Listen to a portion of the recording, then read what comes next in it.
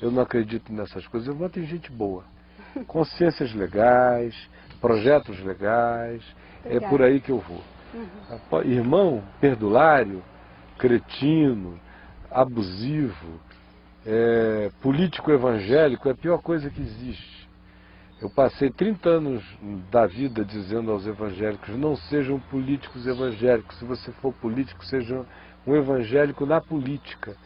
Nunca um político evangélico. O político evangélico é despachante de igreja e vive em função daquele microcosmos interesseiro da eclesiasticidade viciada e doente.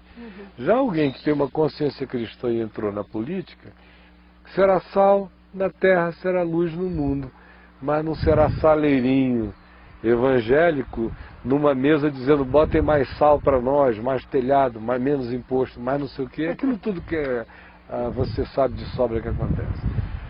Mas eu disse a eles: eu quero dizer, e isso não tem nada a ver com as minhas convicções espirituais, tem a ver com a minha convicção cidadã, que eu vou votar com a minha mulher na Marina Silva. Obrigada. Se ela ganhar, aleluia. Se ela não ganhar, bom também. Porque o que de fato eu quero, com você ganhando ou não ganhando, é que esse país coloque um capital político na sua mão, com vitória ou sem vitória, mas que seja um capital político bem usado. E eu sei que você usaria bem. Se ganhar, eu não tenho dúvida de que você não vai querer inventar roda, não virá com nenhum malabarismo, vai pegar os melhores técnicos para continuar o que de bom está acontecendo, vai tentar melhorar as coisas que podem ser melhoradas, vai tentar alcançar as que são alcançáveis e execuíveis. Ou seja, nenhuma surpresa senão a perspectiva do melhoramento do que pode ser melhorado. Isso aí está claro. Obrigada. Agora, o que eu gostaria de todo o coração, sabendo que a luta é enorme, que não é fácil enfrentar essa máquina governamental com um presidente com 80 e tantos % de popularidade, com adversários como o Serra, com uma máquina também operativa e funcional poderosa, mas, seja qual for o resultado disso, se o povo entender que em elegendo você pode ser algo muito bom, mas se isso não acontecer em convergindo para você um capital político bem maior do que o que você já tem, pode ser também uma coisa significativa para estabelecer negociações no momento vital da história humana, relacionada não apenas à economia, mas também ao meio ambiente, que nada é mais econômico hoje em dia do que o meio ambiente. Quem não entendeu isso não viu nada ainda. Para mim seria de uma importância enorme. Muito obrigada. De modo que a nossa vontade, e eu expresso aqui como vontade cidadã, é que isso aconteça, porque as minhas orações eu faço no particular.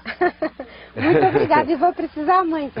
E o senhor sabe, né, que é engraçado isso, né, porque às vezes as pessoas dão ênfase, né, e eu, pelo menos, eu estou me esforçando muito para que a gente pudesse fazer uma campanha política, se for eu, a Dilma, o Serra, o Ciro, por exemplo, discutindo ideias, discutindo projetos, sabe? Você acha que o Ciro entra nessa? Eu acho que tem uma possibilidade, sim. Como é a sua relação com ele? De muito respeito e amizade. Eu tenho também muito carinho. carinho. Respeito e amizade. O Ciro me ajudou muito quando eu estava no Ministério do Meio Ambiente. Ele, naquela história do dossiê Caimã, ele foi o cara mais homem da história inteira comigo. Olha só. Deixou o Lula lá atrás de calça curta. Olha só. O Zé Disseu de suspensóriozinho de criança. É. O Brizola, que já partiu, botou o Lupe para falar besteira. O Ciro foi o único cara que disse: olha, não foi nada disso, eu vi tudo. Ele foi íntegro antes, durante, depois, não queria, não desejava. Era pressão de todo lado, do Lula, de não sei quem, do Brizola, ele participou de tudo. Se ofereceu para ser minha testemunha em qualquer fórum. Olha só. Então eu já o conhecia desde muitos anos antes disso, desde que ele era prefeito de Fortaleza. Sempre que eu ia lá a gente encontrava e tal, depois governador, depois deputado federal, ministro, isso, aquilo. Eu tenho muito carinho pela hombridade dos compromissos. O Ciro foi uma surpresa muito grande para mim no governo, porque o licenciamento do São Francisco foi a coisa mais difícil. E o Ciro é uma pessoa que se convence, o que na política é muito raro, né? Porque os técnicos já davam aquele briefing para ele, nós sentávamos e ele é uma pessoa muito inteligente. Então muito culto. Ele olhava para aquilo tudo e quando eu vi que o olhinho dele brilhava assim, eu vi isso aqui. Por exemplo, o projeto era para tirar para fazer uma retirada de água de 146 metros cúbicos por segundo. Os meus técnicos da ANA disseram que bastava 26 metros cúbicos por segundo na vazão normal e quando Sobradinho tivesse, digamos, sangrando, né, jogando água no mar, aí poderia ser uma tirada maior de água. E ele, naquele momento, ficou meio assim, depois ele foi lá, comprou a briga com os técnicos e mudou de 146 metros cúbicos por segundo para 26 metros cúbicos por segundo.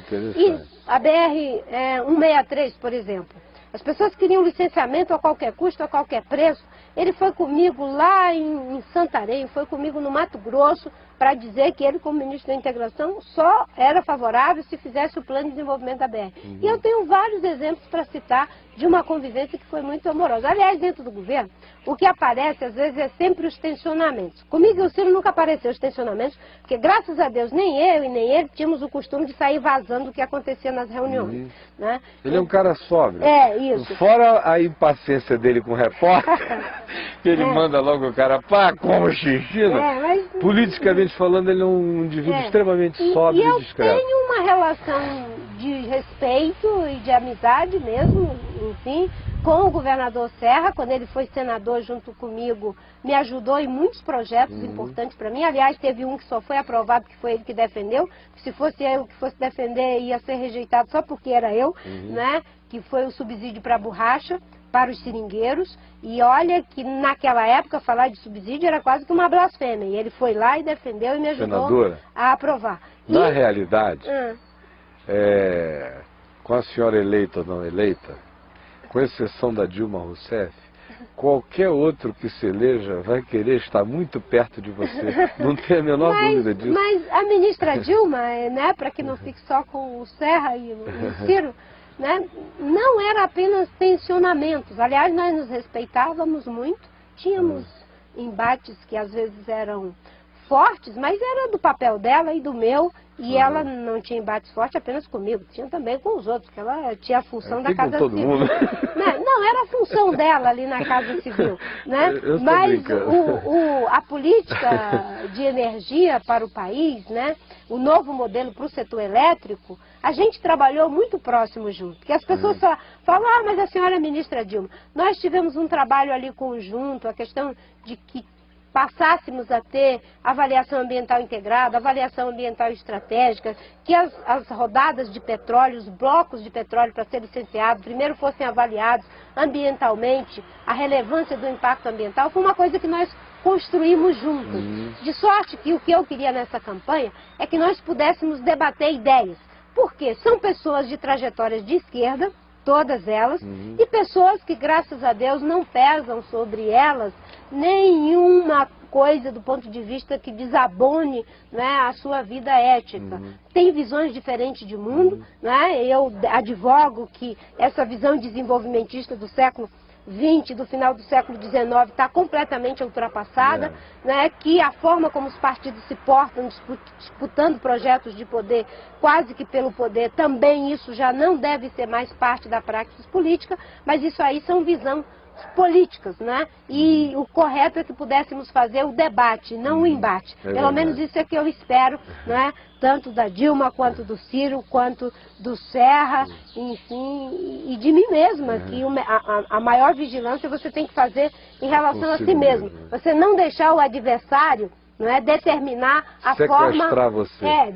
Determinar a forma como você vai se comportar. Não ficar refém das hostilidades, opiniões e interpretações do adversário. Em Copenhague, foi o que Jesus ensinou. Em Copenhague o Serra foi muito acolhedor comigo e vice-versa. Infelizmente eu e Dilma não nos encontramos em nenhum momento, não é? Mas eu acho que A política não pode ser um espaço de destruição. Nós não podemos advogar um mundo generoso,